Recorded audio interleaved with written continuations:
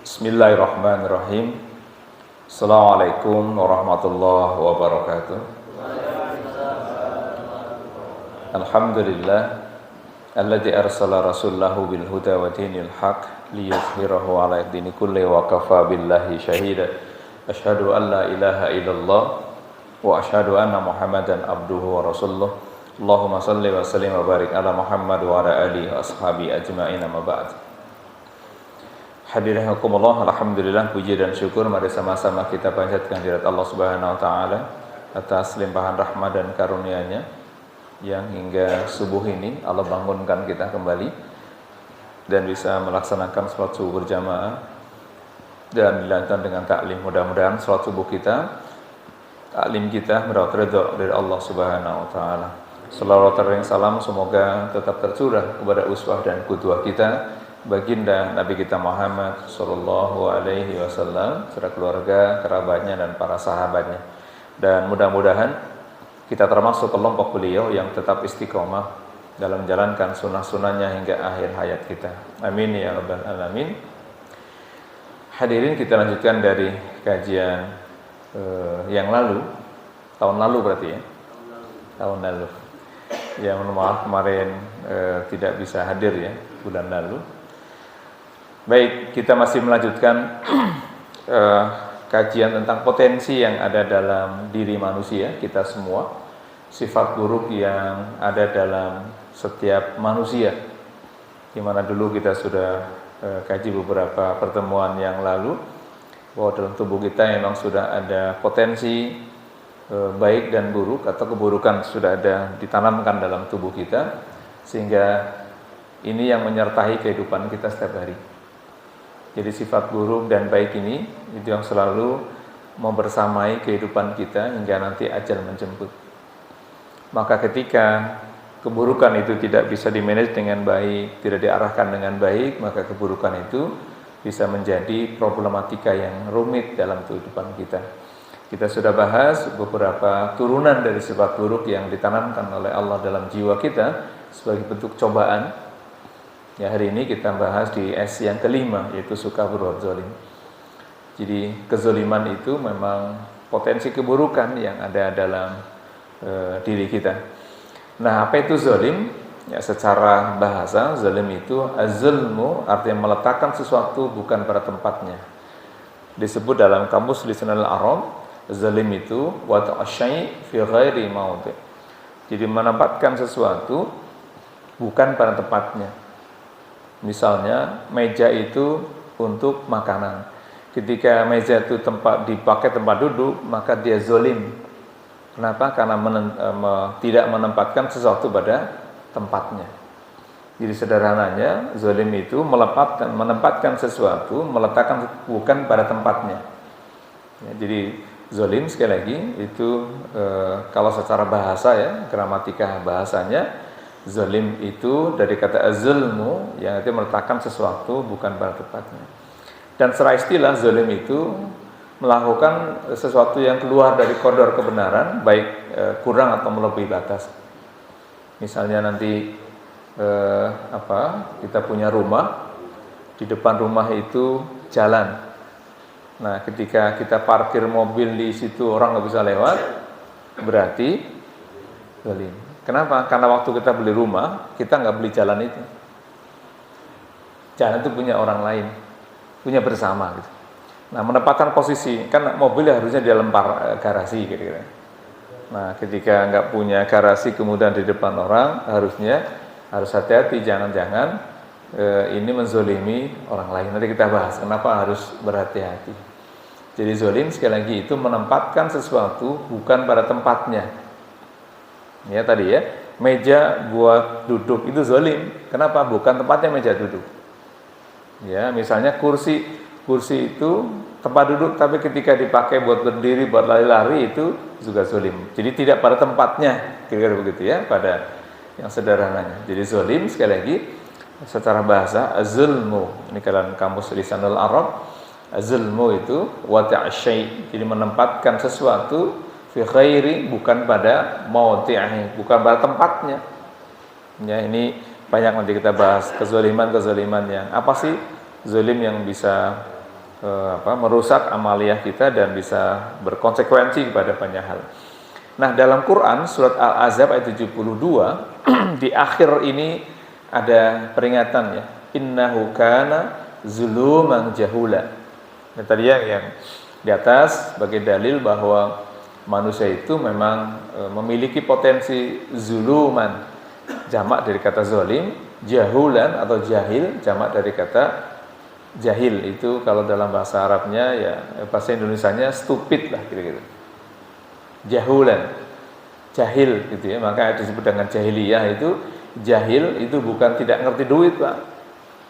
Jahil itu bukan tidak bisa baca tulis, karena pedagang, mereka orang Arab dulu itu pedagang. Nah, pedagang itu pasti ngerti duit, walaupun nggak sekolah, Pak.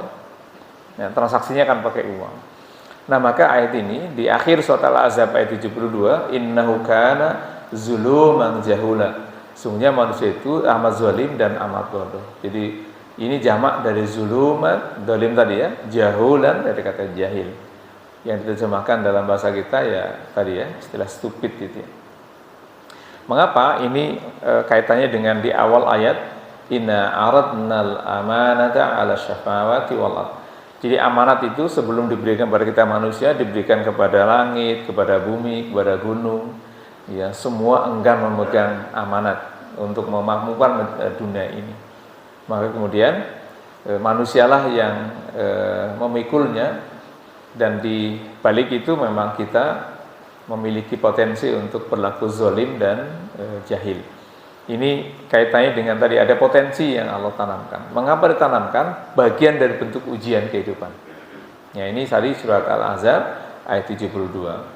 Kemudian dalam surat Al-Furqan ayat ke-19 juga sama. Ya, ancamannya itu luar biasa. Ya, kalau ini ada potensi zalim, kalau surat Al-Furqan ayat ke-19 itu diancam oleh Allah Subhanahu wa taala, wa man yazlim. Ya, yazlim sekali lagi ini zalim tadi ya. Minkum ini karena bicara tentang kalian, maka zamir kata ganti untuk orang banyak. Nutikhu azaban kabir. Nutikhu ini nauzubillah ya. Siapa di antara kamu yang berzalim, niscaya kami menimpakan kepada azab yang besar. Ya, jadi ini yang perlu kita hati-hati. Maka zalim itu wa man yadlim minkum nudzikhu azaban kabira. Siapa di antara kalian yang berbuat zalim, maka akan ditimpakan azab yang sangat besar oleh Allah Subhanahu wa taala. Baik, apa itu zalim dan bagaimana bentuk zalim? Ini yang akan kita bahas hari ini ya. Ada 3 bentuk kezaliman yang perlu kita waspadai. Satu, zalim sesama kepada Allah Subhanahu wa taala. Yang kedua, zalim kepada sesama manusia, dan zalim kepada diri sendiri. Ya, bisa dilihat ya. Jadi pertama, zalim kepada Allah Subhanahu wa taala. Bagaimana bentuk kezalimannya? Ini yang sering terjadi, dan kezaliman tertinggi manusia itu adalah kekafiran itu sendiri. Jadi kalau orang kafir berarti dia zalim kepada Allah Subhanahu wa taala. Jadi zalim yang paling tinggi, yang tadi diancam azaban nar ya, azabul kabir tadi, azab yang besar itu karena puncak kezaliman itu adalah kekafiran. Ini yang perlu menjadi catatan penting ya buat saya dan kita semuanya, bahwa di antara bentuk kezaliman yang menyebabkan Allah murka ada 3 tadi ya. Satu, zalim hamba kepada Rabb-nya. Kedua, zalim sesama manusia, dan zalim terhadap diri sendiri. Baik, yang pertama ini yang perlu menjadi perhatian buat kita semua. Jadi zalim kepada Rabb-nya itu ada 2 kategori penting yang perlu waspadai. Pertama, zalim manusia kepada penciptanya adalah dengan kufur kepada Allah. Di akhir surat Al-Baqarah ayat 254. Ya, wal kafiruna humuz zalimun. Wal kafirna humuz zalimun. Orang-orang kafir itulah orang-orang yang zalim. Jadi puncak kezaliman itu adalah kekafiran. Mengapa demikian? Ini kaitannya dengan ketauhidan, kaitannya dengan akidah kita. Dulu pernah kita bahas. Mengapa kafir itu zalim yang paling tinggi? Karena dia tidak menempatkan posisi sebenarnya. Ya, bisa kita lihat di surat yang ke-7 ayat 172. Ini sebagai kerangka dasar. Jadi mengapa orang kafir itu zalim? Karena orang kafir tidak bisa menempatkan posisi yang sebenarnya. Apa yang sebenarnya itu? Manusia memiliki naluri fitrahnya bertauhid. Nah, di surat yang ke-7, surat Al-A'raf ayat 172, pada tengah-tengah ayat ini Allah berdialog dengan kita. Alastu birabbikum? Qalu bala syahidna. Allah bertanya kepada ruh kita ketika di alam rahim itu, bukankah aku ini Tuhan kalian? Benar, engkau Tuhan kami. Qalu bala syahidna. Inilah syahadat pertama manusia di alam rahim. Sehingga dalam akidah Islam itu semua manusia itu sebenarnya muslim ketika di alam rahim. Ya, jadi inilah mengapa nanti kalau kita di ujung akhir Al-Baqarah ini bahwa orang kafir itu orang zalim karena orang kafir tidak menempatkan posisi fitrahnya dalam dirinya. Tadi pertama ya, surat yang ke-7 Al-A'raf 172 sebagai modal bahwa seluruh manusia di muka bumi ini yang lahir dia membawa fitrahnya bertauhid, fitrahnya beragama Islam. Ya, inilah yang menjadi cikal bakal mengapa kalau kafir itu zalim karena dia menempatkan posisinya bukan pada tempat aslinya.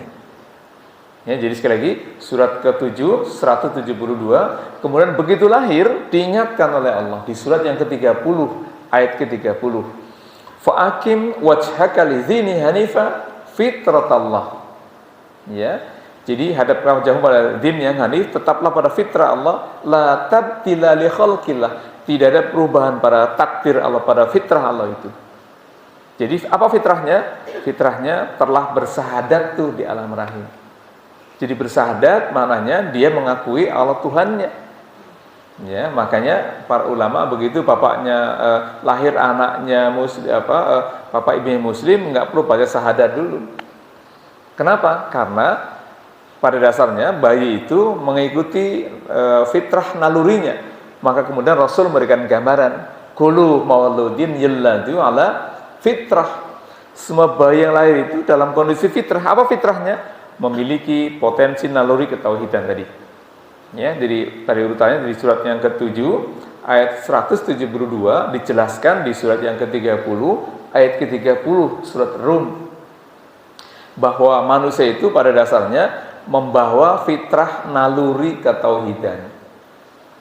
Nah, maka begitu lahir, tadi diingatkan ada fitrah itu, maka manusia diberikan bekal oleh Allah itu untuk bisa mengetahui bahwa dia muslim sejak di alam rahim, ya, dia memiliki tugas nanti ibadah, gitu ya. Jadi urutannya surat 7 172, surat 30 ayat 30. Maka konsekuensi tujuan hidupnya adalah di surat ke-51 ayat yang ke-56. Wa ma khalaqtul jinna wal insa illa liya'budun.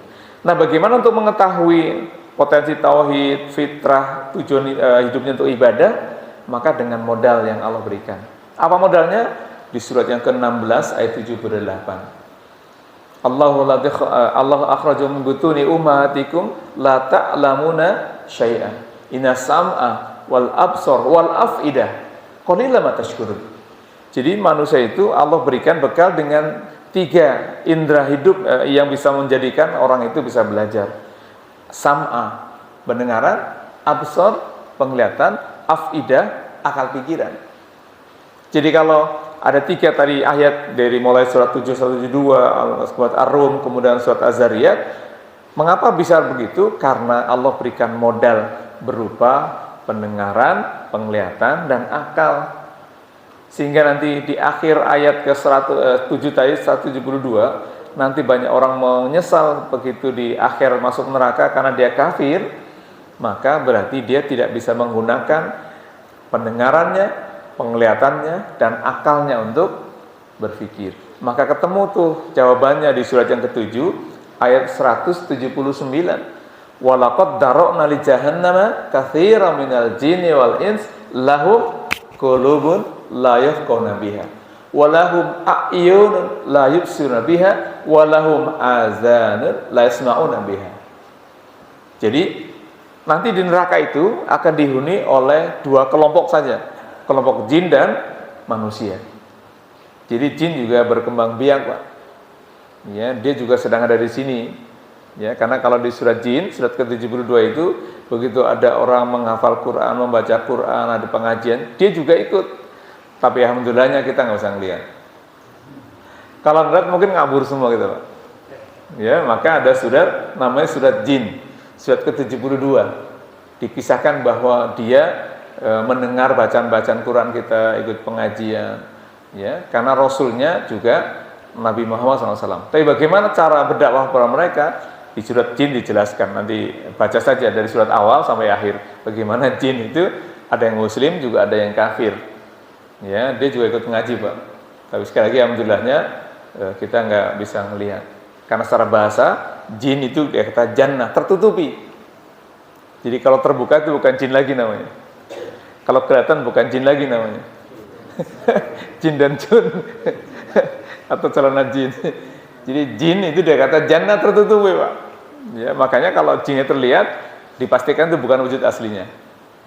Ya, kenapa di surat jin juga diceritakan di ayat ke-26 27-nya ila manir tadho. Yang saya ngelihat jin itu hanya Rasul yang Allah ridhoi. Gitu ya. Jadi kalau dulu Nabi Sulaiman itu bisa ngelihat jin karena dipasukannya dari situ. Begitu mau mindahin kerajaan Balkis itu, kata jin, oke, Bang, sebelum ente berdiri saya pindahkan tuh istananya. Kata jin kan, pinter dia punya ilmu. Sebelum berdiri itu akan dipindahkan. Tapi ada orang berilmu, tak dulu, sebelum ada perkedip sudah pindah. Gitu kan, lebih pinter kan? Hari ini terbukti, Pak. Kita bisa ngomong sama orang Amerika dalam detik yang sama. Teknologi Nabi Sulaiman dibuktikan hari ini. Dan banyak teknologi canggih masa lalu, Pak, yang bisa kita geleng-geleng kepala. Baca surat kisah Nabi Nuh, bikin kapal, Pak, di atas bukit. Coba bagaimana cara motong kayunya, Pak? Gitu ya. Bikin navigasinya. Kenapa kapal itu depannya itu lancip? Luar biasa. Sebelum ada ITB, Pak. Sebelum ada PT DAK, galangan kapal, itu sudah ada teknologi zaman Nabi Nuh. Nabi Nuh itu adalah nabi kelompok kedua atau orang kedua, Abul Bashar namanya. Setelah Nabi Adam, keturunannya habis, Nabi Nuh. Tanggih ya. Sebelum Nabi Sulaiman ada Nabi Nuh loh. Ada kaum Ad, Pak, bagaimana bisa motong batu bisa menjadi rumah tuh. Laser sampai hari ini lasernya itu belum bisa, Pak. Ngukir di batu besar gitu ya.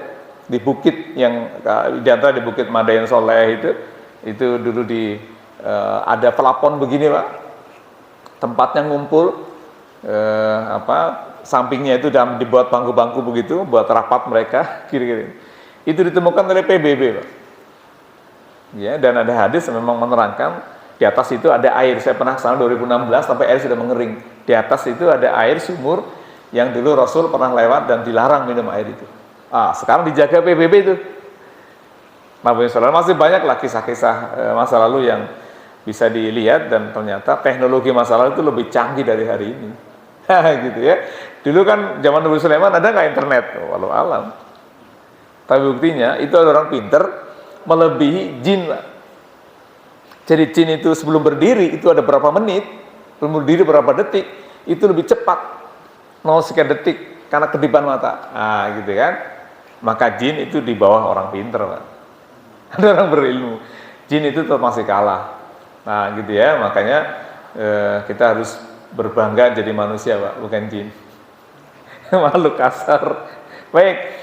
Nah, tadi jadi kezaliman tertinggi itu kafir. Kenapa? Karena dia menempatkan posisinya bukan pada tempatnya. Tempatnya apa? Muslim, Pak. Maka wanti-wanti betul kalau di Jumat dibacakan oleh para khatib. Apa diantaranya? Wala tamutunna illa wa antum muslimun. Surat apa itu? Ali Imran ayat 102. Wala tamut, jangan sampai kamu mati kecuali beragama Islam. Kenapa? Kamu kan zolim, rugi gitu. Kenapa? Karena tidak menempatkan posisinya. Dia pernah berjanji, pernah bersahadat, nanti begitu mati kafir, neraka jahanam selama-lamanya. Maka di surat 98 ayatnya ke-6 Innal ladzina kafaru min ahlil kitab wal musyrik fi nari jahannam khalidina fiha. Jadi orang kafir itu ada dua ya. Ada dari golongan ladzina kafaru min ahlil kitab. Ahli kitab itu ada dua, Yahudi dan Nasrani. Wal musyrik, penyembah patung, penyembah berhala. Fina, dua kelompok ini fi jahannam. Maka peringatannya, ayo jangan sampai kamu mati kecuali beragama Islam. Makanya pertahankan. Kenapa? Kalau mati dalam keadaan kafir, maka berarti dia zalim kepada Allah. Sampai malaikat nyambut nyawa jangan gergetan, Pak. Gimana cara nyambutnya? Dipukul dulu.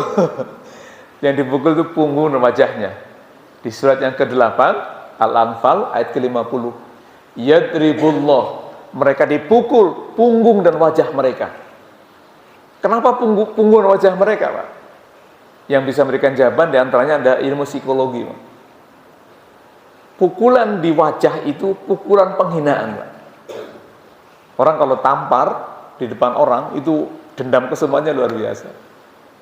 Makanya punggung itu kaitannya ngerasa sakit, ada saraf di belakang sini, Pak. Itu saraf kematian.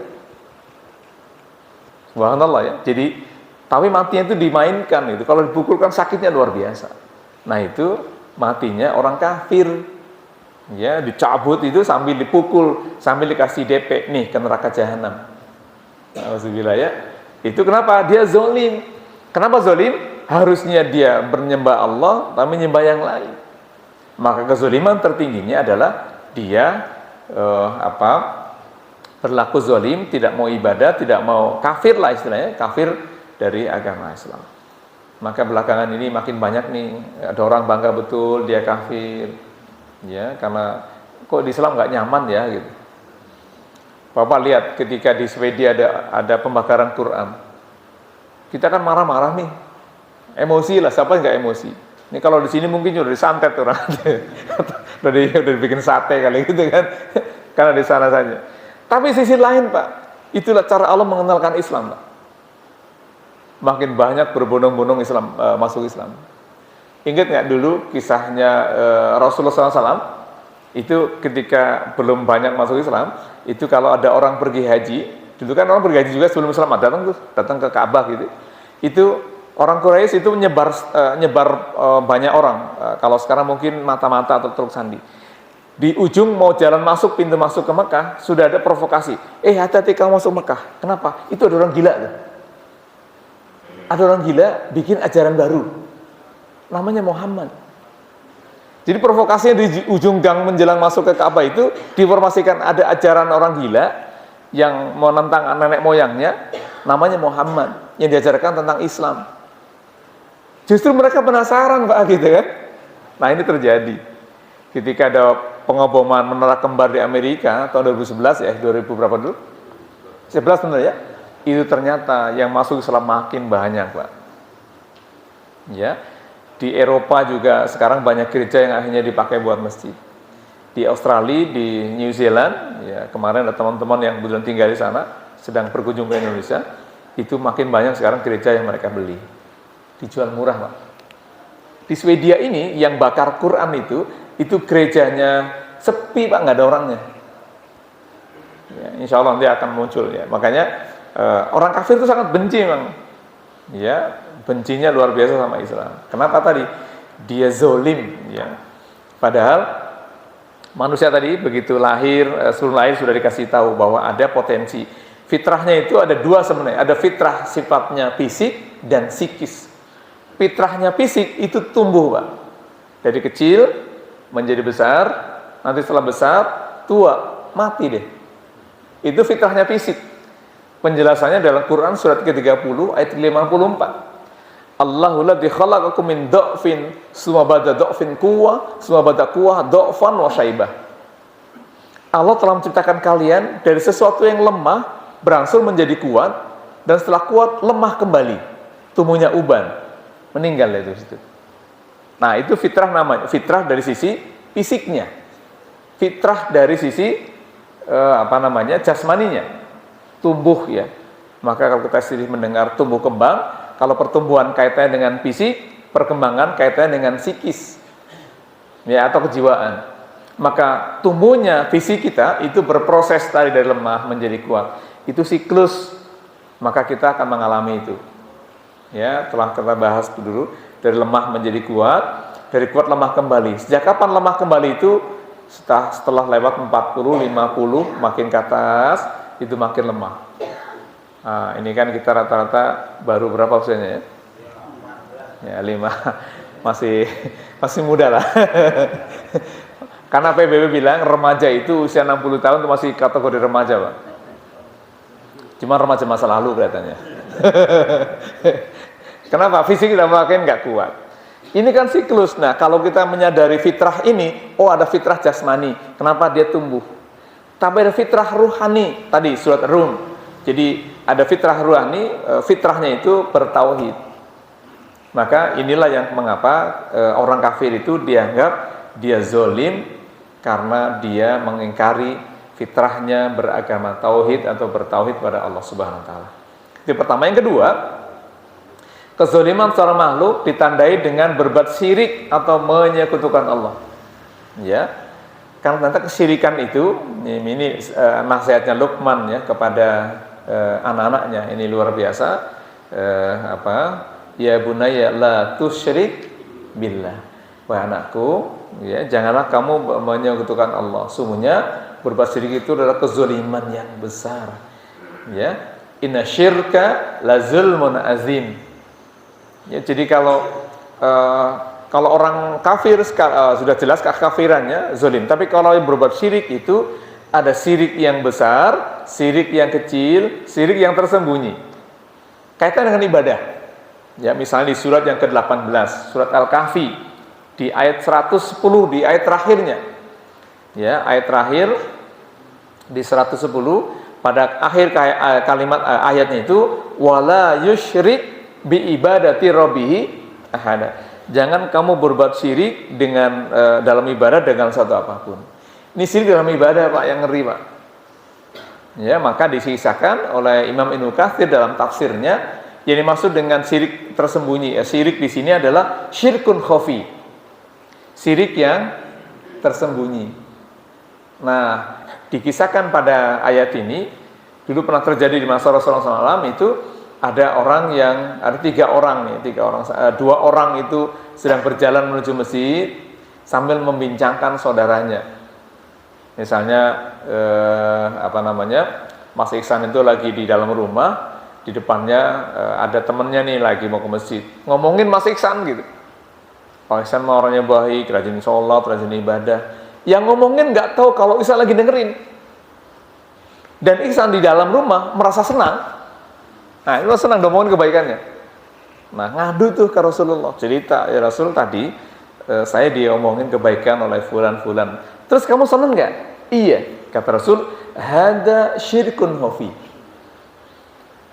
Jadi kebaikan kita diomongin orang lain dan kita bangga, itu ternyata bisa menjadi syirik, Pak. Coba. Makanya kalau ada yang nyanjung kita itu harus dikasih pukulan sebenarnya gitu ya. Disanjung kebaikan, itu bisa jadi. Mengapa? Karena tidak lurus lagi niatnya. Jadi syirkun khafi itu, syirik tersembunyi adalah berbuat syirik karena berbuat merasa riya, merasa bangga, merasa senang dalam ibadah dan omongan orang lain. Nah, apa sebabnya? Di surat 98 ayat yang kelima. Wa ma umiru illa liya'budullaha mukhlishina lahuddina hunafa aw yuqimus shalah wa yutuz zakah wa dzalika dinul qayyimah. Kita disuruh hanya beribadah dengan ikhlas.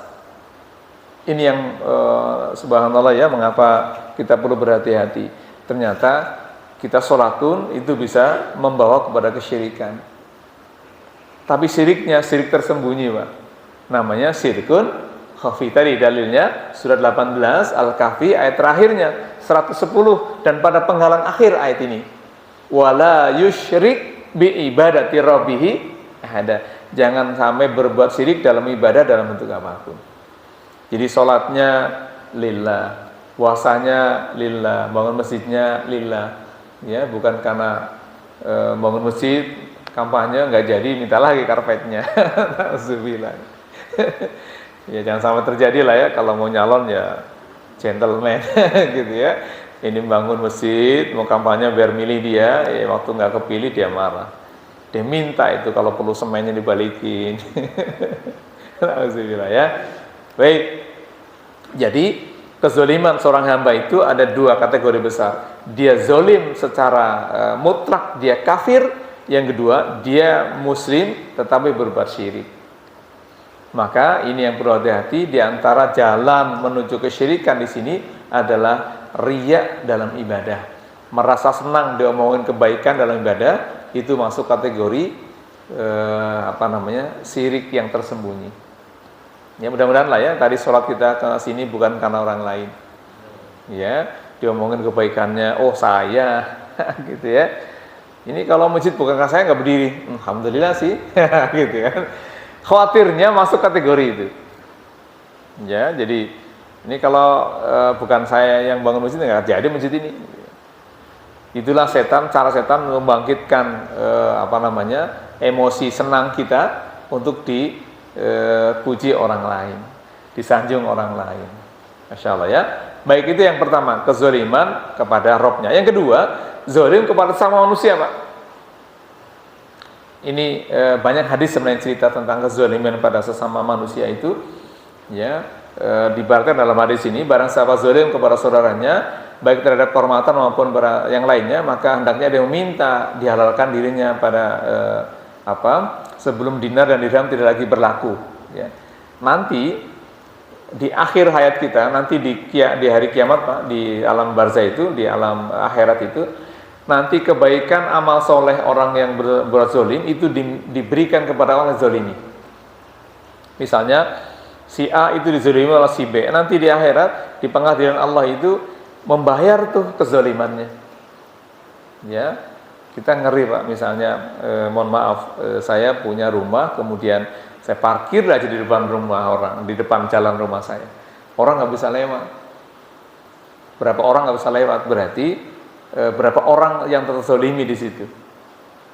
Ya, sekali lagi ini kan menempatkan posisi, kalau bicara zolim, menempatkan posisi bukan pada tempatnya. Jadi kalau jalan itu ditutup tidak bisa tanpa alasan gitu ya.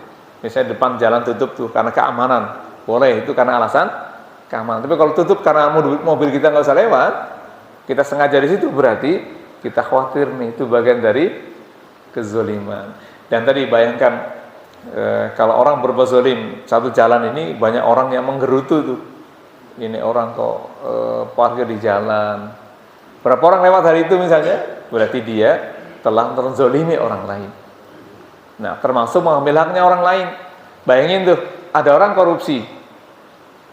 Anggaplah misalnya pimpinan daerah korupsi. Dituduh korupsi sekian miliar, itu uang rakyat. Kira-kira gimana tuh, Pak? Rakyatnya ada berapa juta orang misalnya. Nah, dia menanggung kezoliman rakyatnya itu. Nauzubillah ya. Jadi di hadis ini nanti kalau orang berzolim itu, amal solehnya itu diambil oleh orang yang dizolimi, diberikan kepada orang yang dizolimi. Nanti kalau sudah habis amal solehnya, keburukan orang zolimi ditimpakan kepada dia. Nauzubillah. Ngeri, Pak. Ya, maka saya tidak mau tertarik untuk jadi pemimpin di negara. Kemarin Jumatan ketemu menteri gitu ya, pas khotbah di masjidnya, dia bilang, "Mas, nyalon ya di Bekasi, saya biayai semuanya." Saya bilang, "Pak, saya dari dulu tidak tertarik menjadi anggota dewan, jadi pimpinan daerah. Kenapa? Satu, nggak ada niat, dua, nggak ada yang milih, Pak." Tapi kembali ke pasal pertama, Pak, gitu kan. Dan sang menteri udah, pokoknya Mas beres, terima jadi. Karena dia tahu saya gitu. Nah, ente bisa jadi nih Bekasi, katanya. Enggak. Saya belajar politik Islam dulu, itu bukan untuk politik praktis, tapi sebagai ilmu, namanya fikih siasah. Boleh juga dipelajari, Pak. Bapak belajar fikih ibadah. Iya.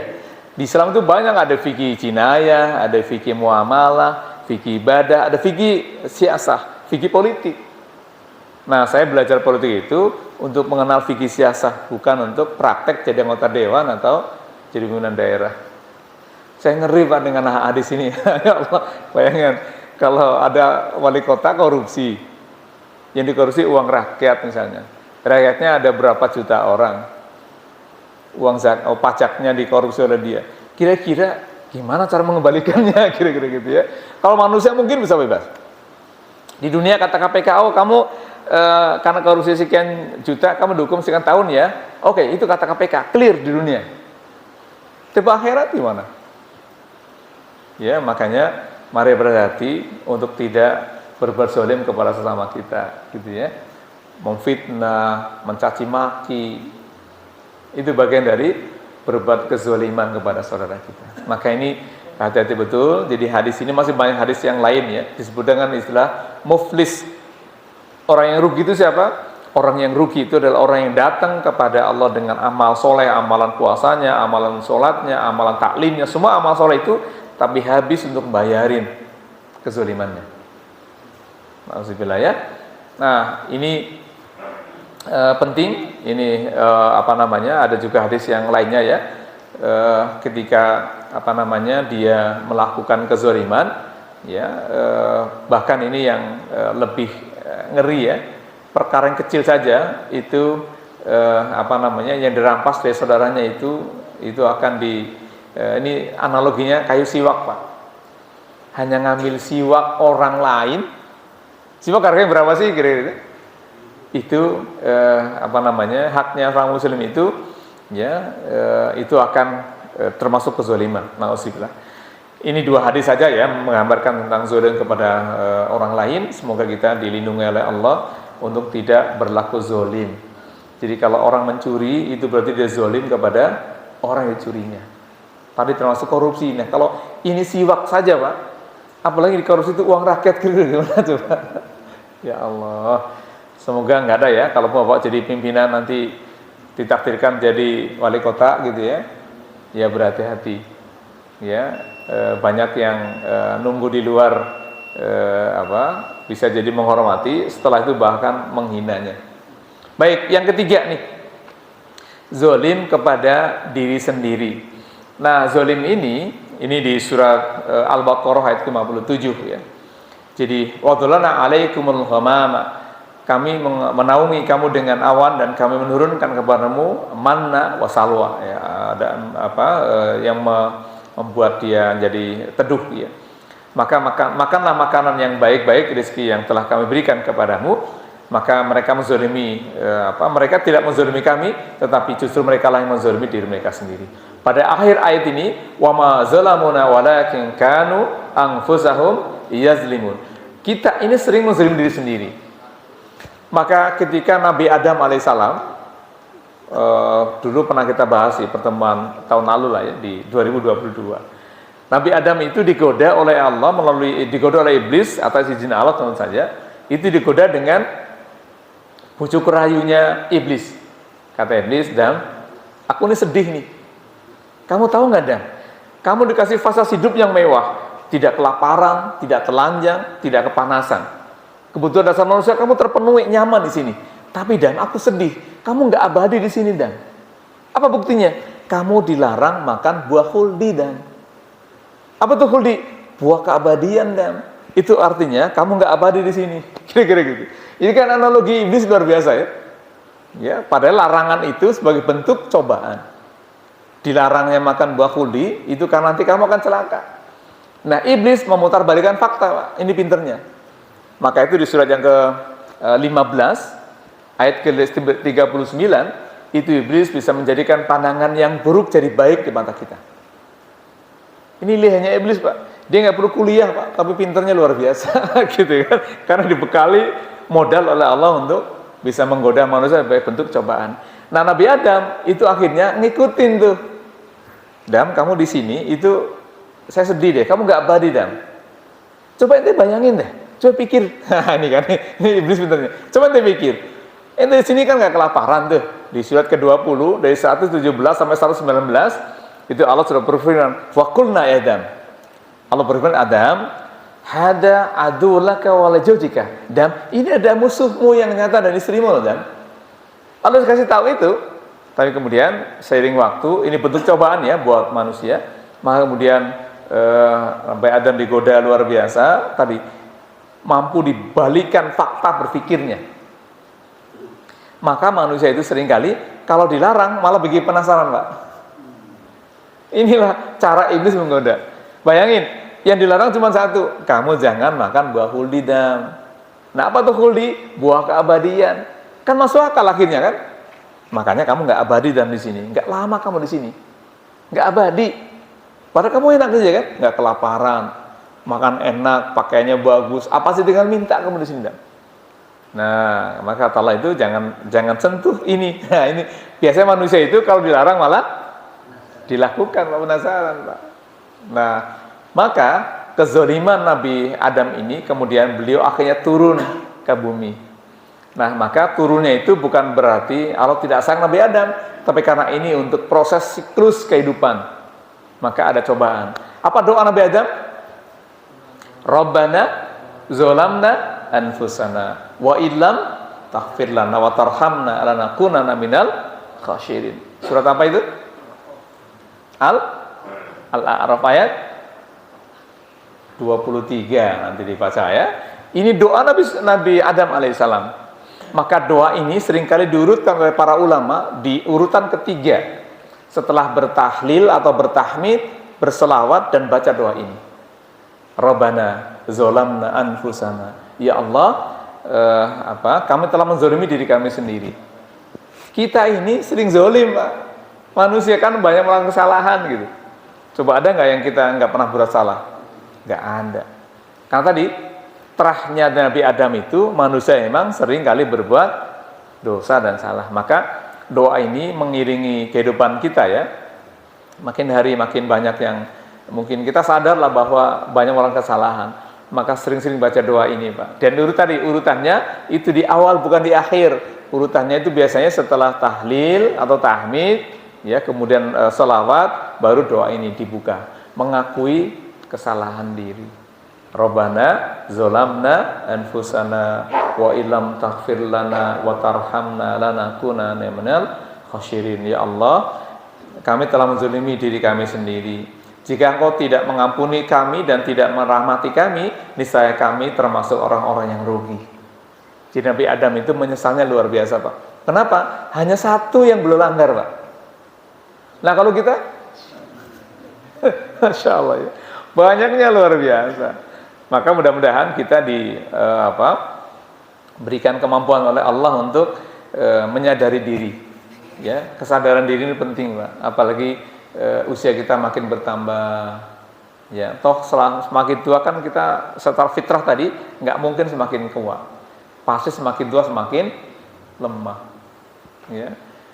Pekan lalu datang ke kami itu ada ayah ibu seorang suami istri yang datang membawa putranya. Putranya ini profesi sebagai dokter, praktek di rumah sakit di Bekasi dan sekarang sedang ambil spesialis penyakit dalam. Putranya mengalami depresi. Sang dokter ini mengalami depresi sehingga hampir blank itu, Pak, ilmunya sampai dia takut mau praktek dari dokter lagi. Sudah pada lupa atau hafal nama obatnya. Padahal dia nikah baru 6 bulan ini. Begitu nikah, ambil profesi di Makassar, di Unhas, ngambil profesi penyakit dalamnya. Baru beberapa bulan belajar, ternyata kena serangan depresi. Subhanallah ya, ini tadi ketika datang saya hanya mengecek 2 hal saja. Satu pada manajemen waktu, kedua pada manajemen emosi. Nah, manajemen waktu kaitannya dengan ngatur waktu. Bangun subuhnya gimana? Poin pertama itulah kira-kira. Makanya hati-hati kita di rumah, anak-anak kita di rumah. Anak hari ini itu pada rentan luar biasa, Pak. Kejiwaan generasi kita rentan. Mengapa? Karena manajemen waktu mereka lemah. Apa diantaranya? Bangun subuhnya susahnya luar biasa. Ya, kita yang sudah tua datang ke masjid, anaknya mungkin masih tidur di rumah. Maka alhamdulillah rumah saya depan masjid begini, itu kalau tadi saya matikan AC-nya itu jam 3:30 atau jam 4 sudah mati AC, kipas angin sudah mati. Dan mereka sudah tahu kalau kipas angin dan AC sudah mati berarti tandanya suruh bangun. Sebelum dari sini saya bangunkan mereka semua. Biasalah ya, begitu bangun, iya udah duduk. Ya, kadang-kadang gelosor lagi. Itu cobaan manusia. Maka setelah saya nggak ada, istri saya bertanggung jawab di situ. Nah, kalau biasa di rumah, karena rumah saya dekat masjid ini, saya tidak ke masjid kecuali setelah qomat, karena saya membagi sholat sunnah saya di rumah sambil ngawasin anak saya, kamu harus ke masjid. Jadi laki-laki anak saya harus sholat ke masjid. Ya, dan saya akan berikan hukuman kalau dia di rumah tidak sholat ke masjid tanpa alasan. Biasa anak, saya buat baby, nah itu alasan, kan? Buang air misalnya, ya udah alasan. Tapi kalau enggak, ada punishment yang muncul. Kenapa saya mengajari mereka bahwa sholat di masjid itu penting? Satu, pahala pasti. Kedua, menjaga manajemen waktu. Ya, maka mudah-mudahan Allah lindungi kita semuanya lah ya. Baik, jadi doa tadi Nabi Adam tolong dihafal, nanti diingat-ingat. Surat ke-7 Al-A'raf ayat ke-23. Ini juga kisah di situ, itu panjang kisah sebelumnya. Itu Nabi Adam bagaimana kisahnya terbujuk rayu oleh iblis tadi. Dam, saya sedih deh kamu Dam, kamu nggak akan lama di sini Dam, gitu kan? Ini bujuk rayunya iblis, na'udzubillah. Baik, jadi kesimpulannya bahwa ada 3 kezoliman yang bisa mendatangkan kemurkaan. Zolim kepada Allah SWT sebagai Rabb kita, kedua zolim kepada sesama manusia, dan yang ketiga zolim kepada diri sendiri. Ya, maka mudah-mudahan Allah berikan kekuatan kita untuk bisa menjaga diri agar tidak berbuat zolim baik kepada Allah, kepada orang lain maupun pada diri sendiri. Baik, ini yang bisa kita bahas pada pagi hari ini. Ada yang bertanyakan sebelum tutup? Oh, enggak.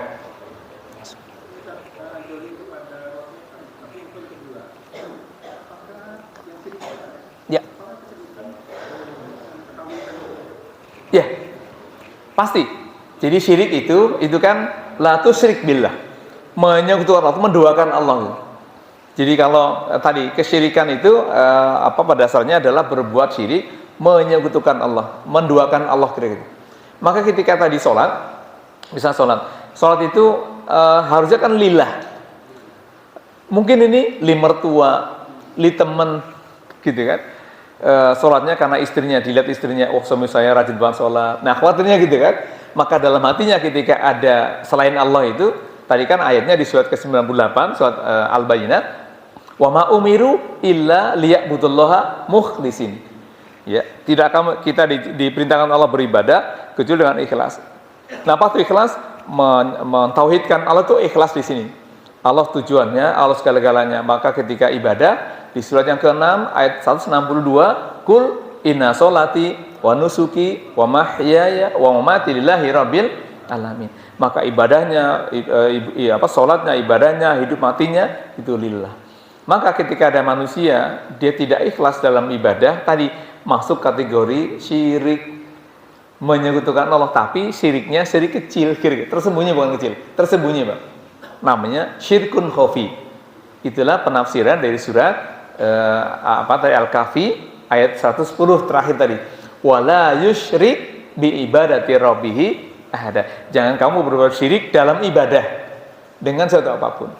Artinya dalam ibadah itu bisa jadi kita berbuat syirik karena menduakan Allah. Niatnya bukan karena Allah. Itu yang ngeri, Pak. Sholat bukan karena Allah, karena pengen lihat temennya.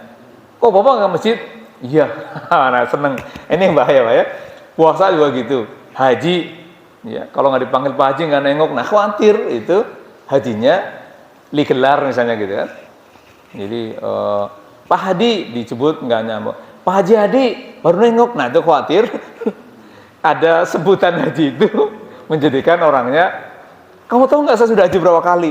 3 kali loh, kayak tukang bubur naik haji itu. Gitu ya. Kita khawatir itu bisa menjadi wasilah iblis menggoda kita agar tidak ikhlas. Gitu Pak ya. Jadi melakukan syirik dalam ibadah itu dengan sikap ria, pamer, ujub, dan kawan-kawannya itu senang kebaikan dia mau lain, itu bagian dari berbuat syirik, tapi kategorinya tersembunyi. Gitu ya, bukan yang besar. Kalau besar itu lama-lama bisa jadi besar, Pak. Kan kecil jadi besar gitu kan. Maka ya ini tidak menyebabkan orangnya kafir, tidak.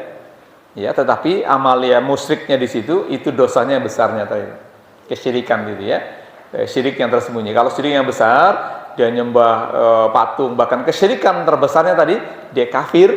Nah, nauzubillah, ya, nyembah patung, di rumahnya ada patung, dimandikan, nah berarti sudah, bahkan patungnya diajak ngobrol gitu ya, patungnya diajak main gaplay misalnya, itu berarti kesyirikannya. Nauzubillah. Baik, itu barangkali Pak ya. Wallahu a'lam bishawab. Baik, mari kita akhiri dengan doa kafaratul majelis. Subhanaka Allahumma wa bihamdika asyhadu an la ilaha illa anta astaghfiruka wa atubu ilaik. Terima kasih, yang benar datang dari Allah dan Rasulnya, yang salah saya pribadi mohon maaf yang seluas-luasnya. Billahi taufiq wal hidayah. Assalamualaikum warahmatullahi wabarakatuh.